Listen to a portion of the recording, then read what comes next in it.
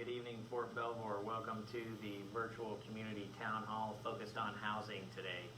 This is the first formal community update specifically focused on addressing the concerns of the Fort Belvoir residents. You may notice this is a little bit different format, but does not limit your ability to share your concerns nor our responsibility to communicate to the Fort Belvoir community. The information shared today is based on the questions we received via social media, a Facebook poll, email, mayor's meetings notes, and other discussions with residents, garrison staff, and our housing partner. In the room today and on the town hall, you'll see a couple of people. Command Sergeant Major Kleinholz, he's the Garrison Command Sergeant Major. Introduced him at the last town hall. This time we gave him a little bit more of a speaking role and his chance at a couple of minutes of fame. We've also got Tom Fagan and Jennifer Watkins from the villages at Belvoir who will be talking about a couple of things. We've got Miss Jennifer Hudson, our housing ombudsman for the garrison, and then we have Mr. Frank Henschel, our Director of Emergency Services, who will be addressing a couple of questions. So the purpose today is this is your community housing town hall. You have an absolute right to safe, secure, clean, and healthy housing. Your senior leaders want to hear from your concerns, and you're encouraged to give us candid feedback with the reassurance that there will obviously be no reprisals. Our commitment to you is to provide open, honest, and transparent communications throughout the process. There are some ground rules that I'd like to talk about briefly. Due to OPSEC, please refrain from posting individual claims or legal issues. Also, we ask that you continue to work through your mayors and the housing ombudsman for specific concerns. Use respectful language and be courteous in your posts, especially when referring to others. And any questions from the town hall will be reviewed and then forwarded to the mayors, the ombudsman, and the housing office within 72 hours of the questions being posted. All right, so first, just going to cover a couple of updates here. A few weeks ago, we had General Daly, the Army Materiel Command Commanding General, visit Fort Belvoir to discuss housing with our partners and residents. His message was very simple and very clear. We still have work to do, and we want you to hold us accountable. This is an ongoing process and one that is not going to be solved overnight, but one that we're continuing to work on every single day across the Army.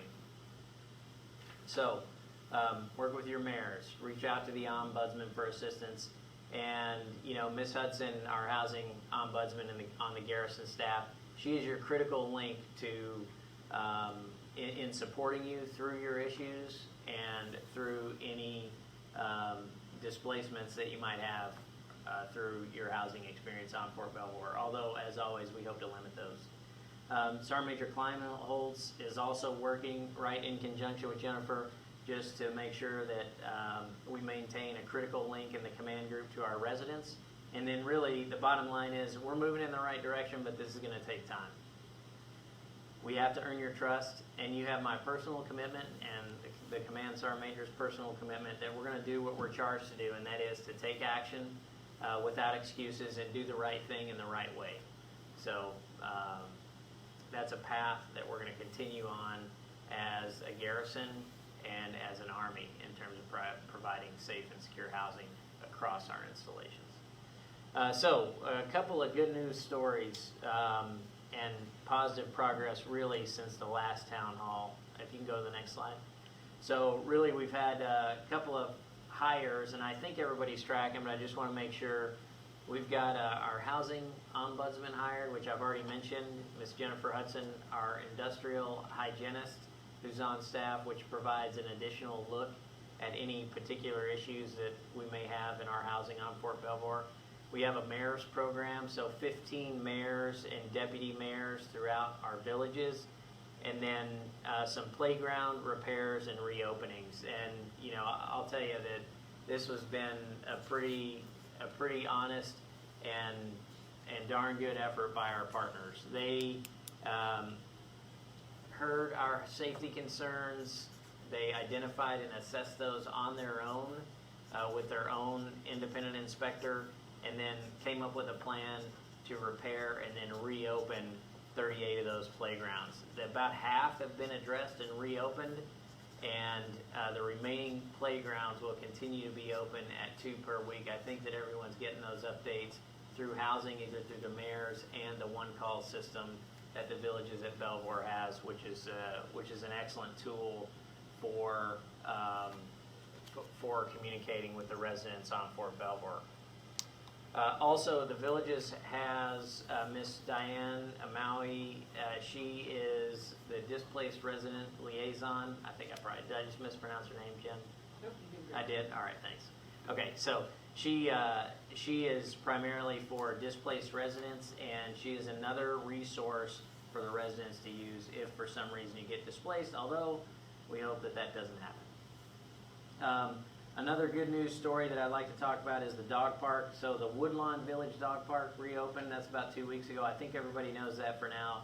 Just in the interest, by now rather. In the interest of transparency, though, I just wanted to go ahead and say that. So, okay.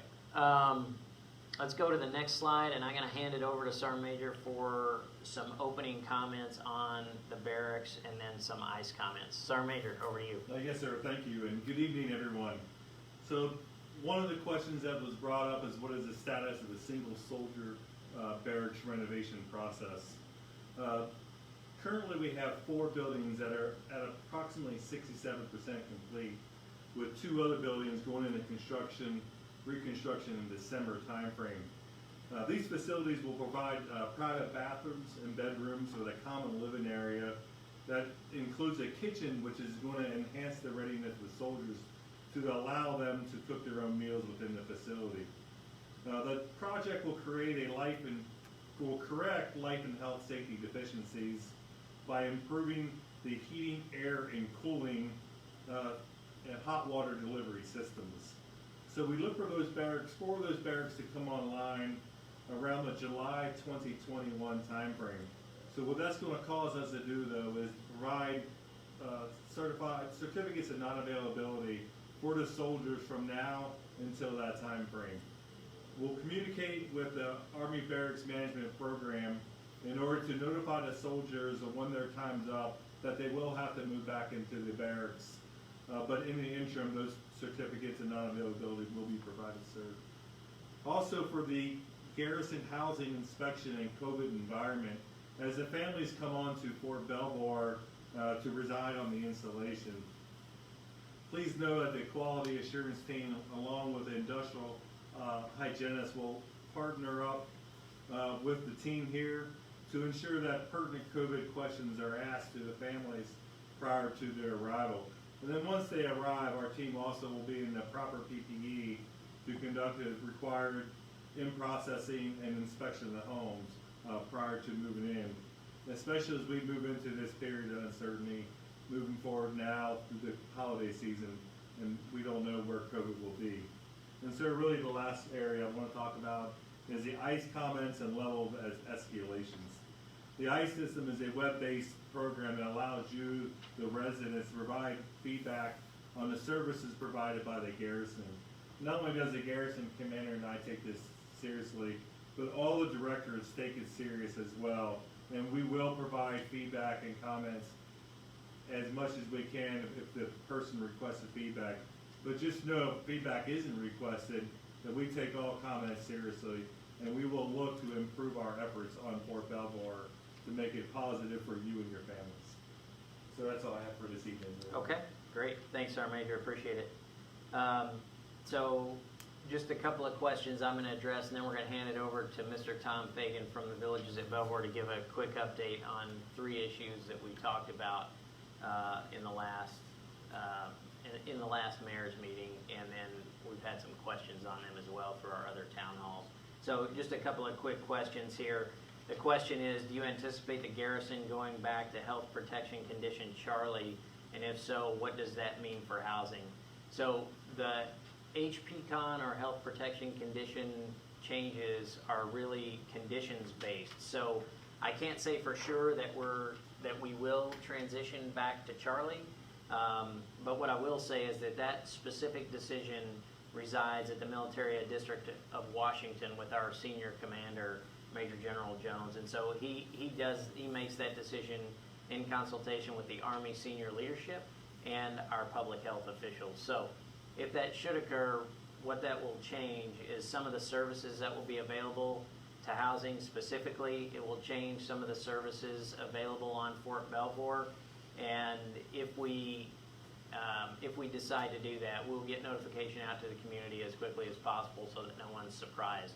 What I will say is that as of today, it is trending towards that HPCon. So I would definitely, just be prepared for some limited services. Now, that doesn't mean that, we're going to necessarily close anything right away or any services that you're used to getting now, but I would be prepared for some adjustments to be made, whether that's in hours or protocols that have to occur as we regulate those services on Fort Belvoir for everybody's protection. The second question is, what's the process for clubs and organizations to resume using on-post facilities to hold club or organization meetings? So the Garrison was hosting a recovery review board, but last week General Jones decided that we were in phase 3 of COVID, so we reverted back one phase. And what that really means in plain language is that we are in an assess phase, or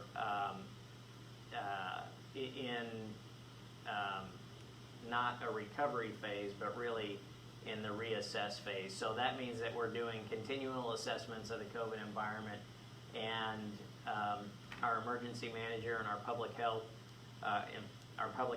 emergency manager are involved every day with the Garrison in determining the condition and watching the rates out of Northern Virginia and on Fort Belvoir specifically. The final thing I would say about it is that we're doing a really good job on Fort Belvoir in terms of keeping transmissions as low as possible, and really that comes in the form of protecting yourself, to protect the forest, to protect the mission. And so that means that the distance, masks, and the hygiene that we're using across our facilities to lower workplace spread is working actually quite well on Fort Belvoir. And so as we go into the holidays, I think our risk goes up. And so I would ask for everybody to continue to implement those controls in your workspaces and in your personal engagements as you travel throughout the community on Fort Belvoir. Okay, so I'm going to stop there, and Tom, I'm going to hand it over to you to talk about just some of the positive progress made on the next slide. 3 major issues that we've been working with our partner. Thank you, sir. 3 major issues that we've identified are mold and ductwork. We are, through our PM program, inspecting all 607 homes that have the fibrous ductboard. We are nearly complete that process. We have 38 remaining. Our expected completion date is the 31st of December. The next is water intrusion in basements. We have a program that we're going to be launching 100% inspections of all basements, and that is expected to be wrapped up by December 31st of 2020. The other part of that will be to install downspouts in the exterior of all the homes that have those basements. Electrical safety concerns is another area. We are looking to hire a master electrician. We expect to have that done by the end of this year as well. And we also have a contractor at the current time reviewing 59 homes that had significant concerns with electrical work orders. That is expected to be wrapped up by December 15th. And next year we would do a full inspection of 25% of the homes on Fort Belvoir.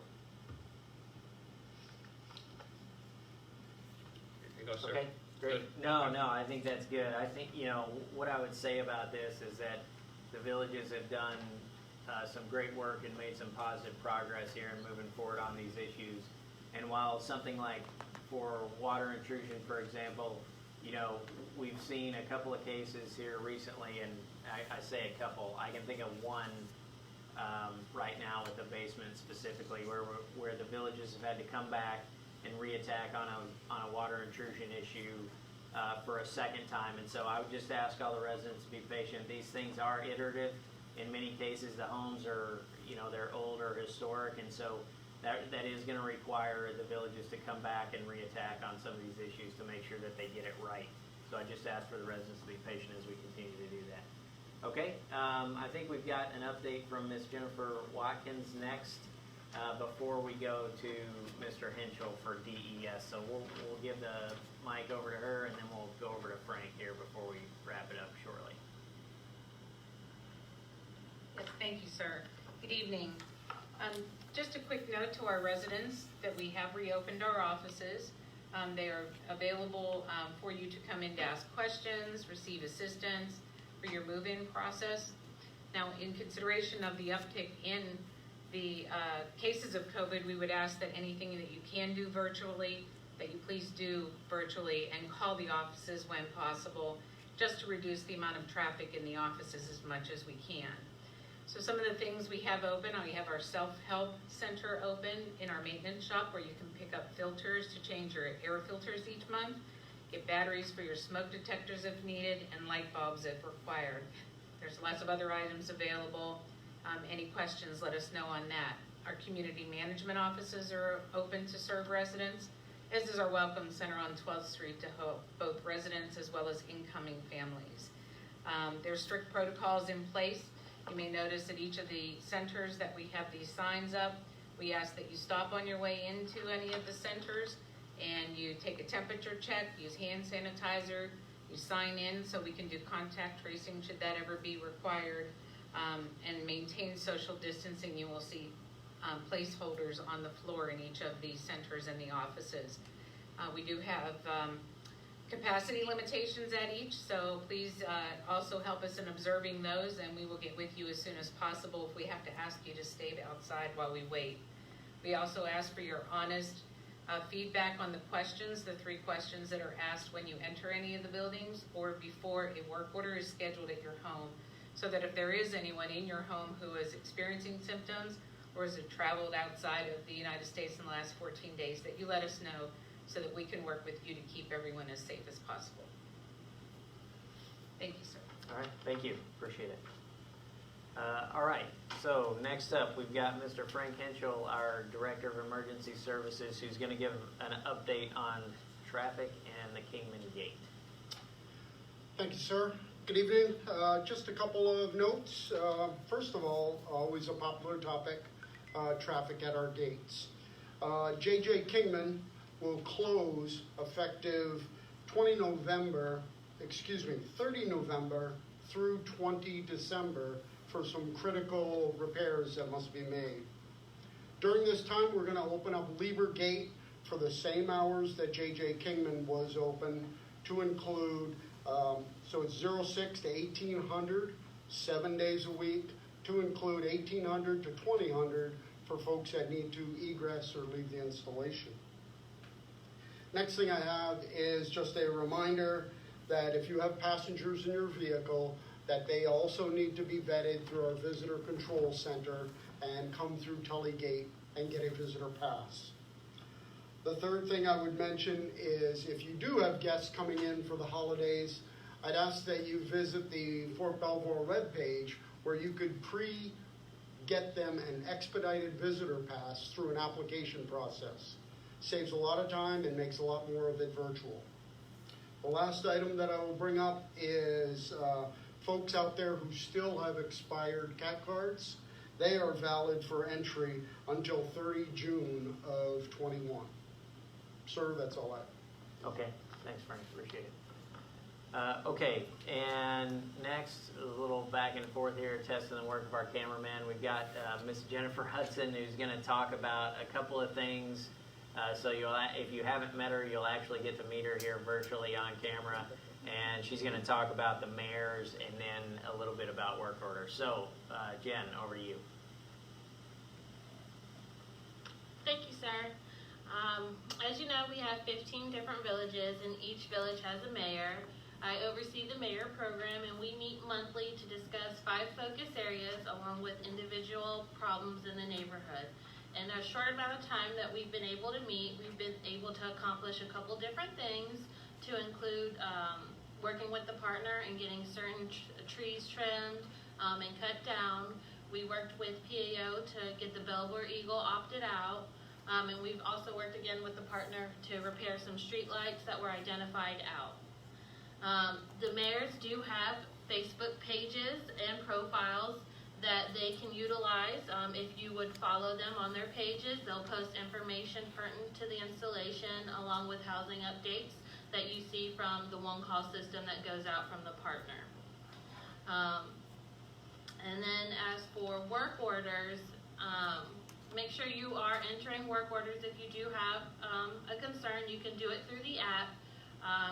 Those are routine only. We ask that emergency and urgent be called in to the call center so that the partner can dispatch accordingly.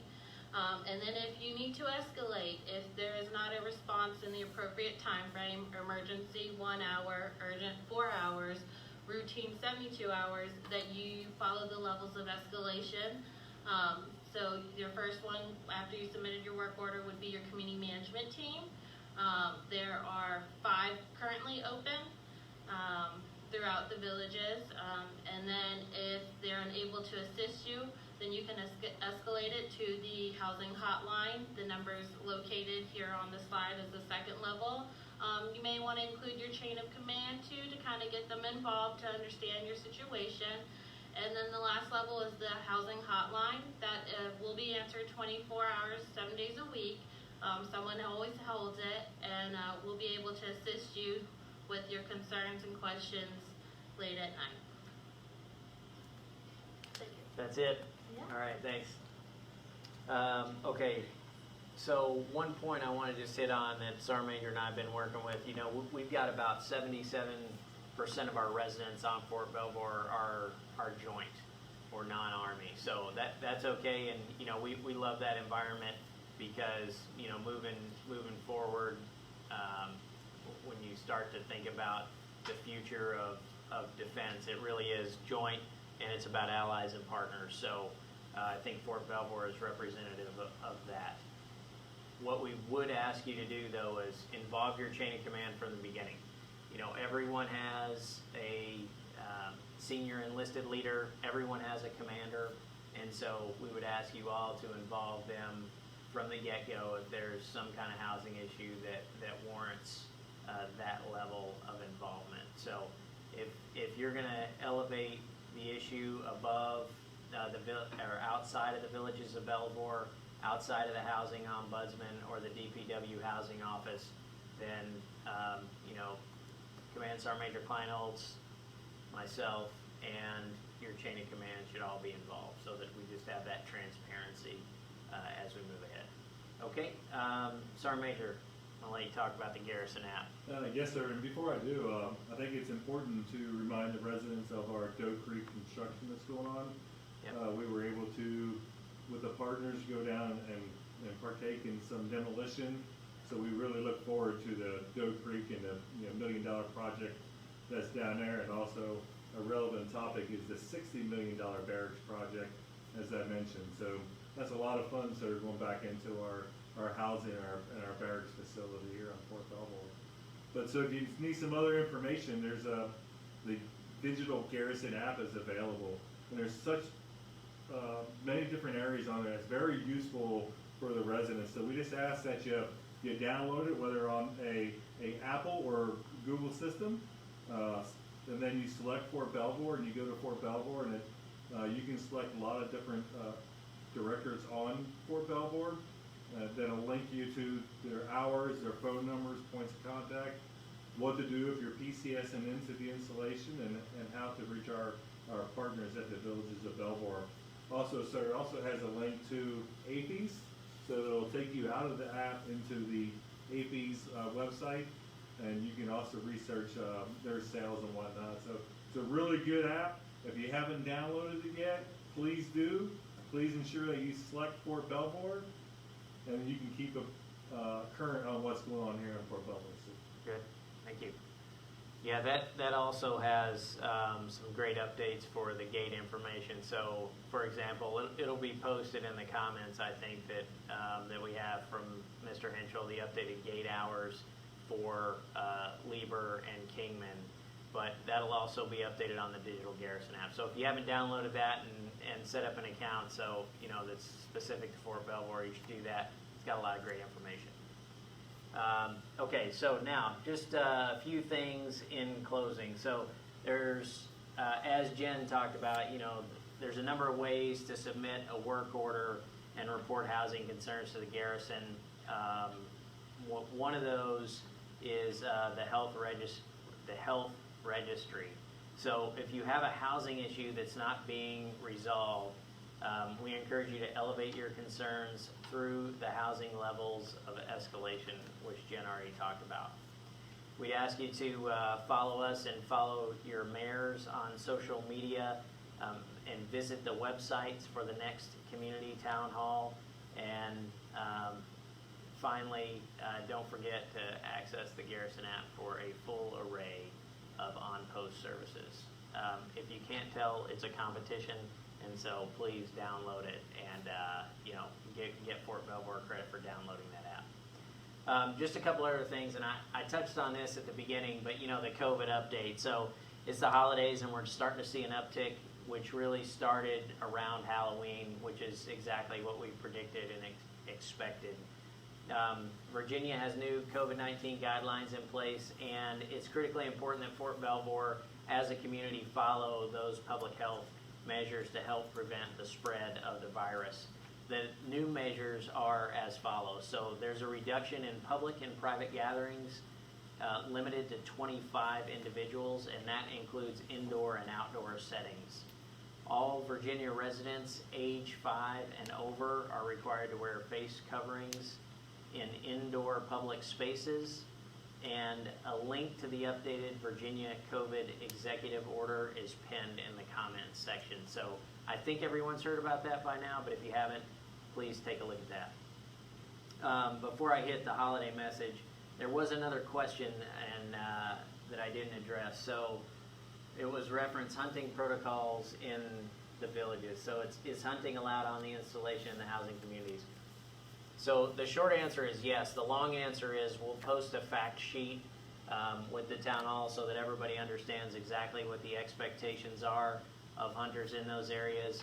The specific issue that we talked about on the last town hall was in one of the areas there it is, most of them in fact that are in the housing areas are on the outside, on the outskirts of those, and so sometimes there's kids playing out there, which is, kids do that, that's fine. We just needed to clean up a little bit of the safety protocols there, and I think we've done that through DPW and the Environmental Division, who owns the natural resources, or is responsible for, rather, the natural resources on Fort Belvoir. There are some of those that close either in mid-November or mid-December, so some of those hunting areas will be closed or are closed already. And for all the other details, we're going to post a fact sheet so everybody understands exactly how we operate those. It is an important part of our natural resources on Fort Belvoir and conservation in terms of all the wildlife. So it's an important part of what we do. Finally, so just a holiday message. Obviously, the Thanksgiving holiday is here for most of us, and it's going to be a different type of celebration this year due to COVID-19. So the CDC provided guidance to discourage travel due to the uptick really across the nation. So please consider limiting your exposure by taking the necessary precautions this week, and wear your face covering, frequent hand washing, and physical distancing. We encourage everybody to have a safe holiday. It's been a challenging year, and so everybody has a well-deserved long weekend coming up, so please enjoy that with your families. Take care of yourself and take care of your families, and the Sergeant Major and I wish everyone a happy and safe Thanksgiving. Yes, sir. All right. Thanks. We appreciate it, and have a good evening, Fort Belvoir. We'll see you at the next Community Town Hall.